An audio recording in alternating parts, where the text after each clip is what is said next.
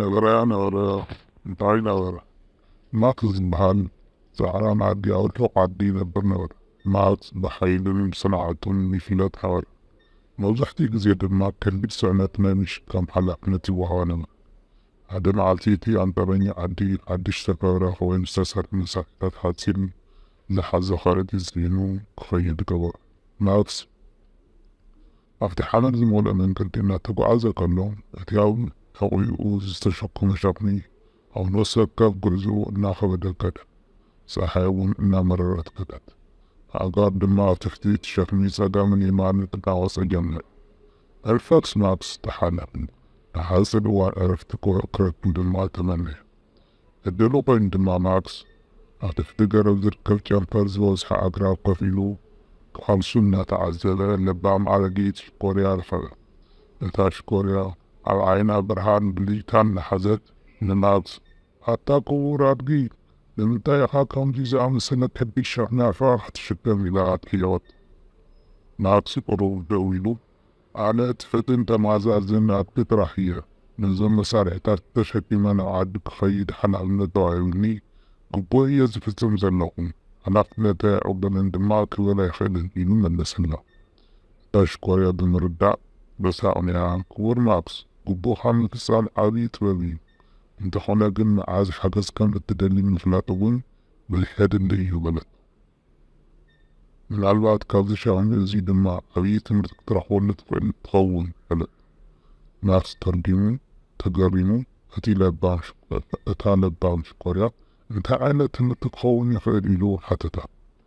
እታ ሺኮርያ ፍሽኽ ኢላ ረእኻ ማክስ ሓደ ግዜ በይንና ዘይንሽከሞን ዘይናትናን ሸኽሚ ንሽከም ኢና። እቲ ሸኽሚ መሳርሕታት ሓፂን ኣሕዋኻ ተሸኪምካ ምጉዓዝ ከቢድ እዩ። እዚ ክብደት ከዓ ብዝበለፀ ጭንቀትናን ሽግርናን እውን ክውስኸልና ይኽእል በለት። ማክስ እቲ ሺኮርያ ዝበለቶ ቃላት ሓቂ ምዃኑ እናተረድአን እናስተንተናን ግን ከመይ ገይረ እየ ፅሕለቲ ካቕልል ዝኽእል ኢሉ ተቕረረ። እታ ሺኮርያ ናብቲ ጥቕኡ ዝነበረ ወሓዚ ሩባ ኣመልኪታ ማክስ እቲ መልሲ ኣብቲ ወሓዚ ሩባ እዩ ዘሎ በለት። ሽኾነኻ ናብቲ ማይ ኣትሕሎ ክብደት ሸኽምኻ ድማ ከፅርዮን ክሓፅቦን ድማ ፍቆደሉ በለት። ማክስ ኣብ ልቡ ተስፋ ሒዙ ንኽርኢ እታ ሺኮርያ ክፍፅም ድማ ነቐለ። ኣብቲ ዝሕልን መንፈስካ ዘሐድስን ማይ ክረግፅን ክኣትውን ከሎ እቲ ኣብ ሕቑኡ ዝነበረ ከቢድ ፅዕነት ክፈስስ ተሰምዖ። እቶም መሳርሕታት ሓፂናት ጥራሕ ተሪፎም ክብደቶምን ብጣዕሚ ቀለለን ቀነሰ። ማክስ መንእሰይ ኮይኑ ክብደት ጭንቀቱ ነፃ ኮይኑ ናብ ዓዲ ጉዕዞ ቀፀለ። ኣብ መንገዲ ጉዕዞ ድማ ካልኦት ከቢድ ሸኽሚ ተሸኪሙ ምስ ካልኦት እንስሳታት ረኸበ። ማክስ ሓገዝን ድጋፍን ከድልዩ ብምትብባዕ ጥበብ ናይታ ሺኮርያ ኣካፈሎ። ካብታ መዓልቲ እዚኣ ንድሓር እንስሳታት ዓዲ ሸኽሞም ይክፋድን ሓገዝ ኣብ ዘድልዩሉ እዋን ድማ ምሕታት ኣገዳሲ ምዃኑ ተማሂሩ ማክስ እቲ ለባም ኣድጊ ድማ ብስጋ ብቕዓቱ ብሰብነት ብቕዓቱን ጥራሕ ዘይኮነስ ዝኾነ ሸኽም ብሓባር ንምሓዝ ኣዝዩ ከቢድ ከም ዘይኮነ ብምርዳእ ምልክት ሓይሉ ኾነ።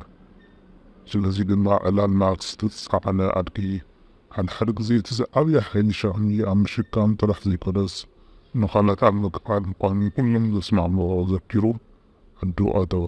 መወዳእታ ፅዋፅዋይ ኣድጊ ንከቢድ ሸኽሚ ንዝይበስል ብኻሊእ ፅዋፅዋይ ክሳብ ንራኸብ ረኪዙ ይቕነልና ኣሜን።